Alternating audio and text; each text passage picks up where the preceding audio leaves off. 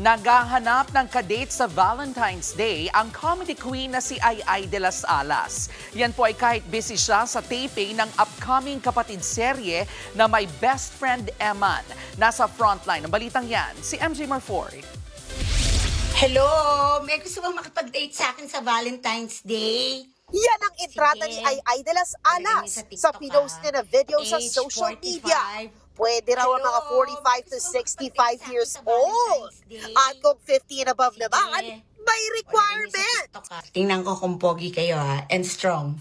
Pero habang on the hunt pa ang comedy queen ng makakadate, eto nga, at raratsyada muna siya sa inaabangang TV5 Todo Max primetime show na may best friend Emma bilang si Sister Rebecca.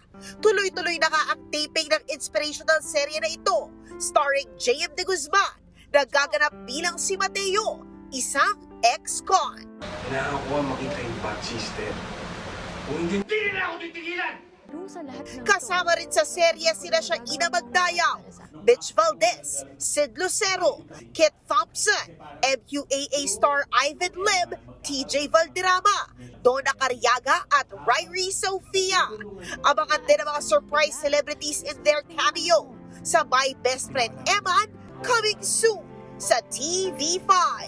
Nagbabalita mula sa Frontline, MJ Marfori, News 5.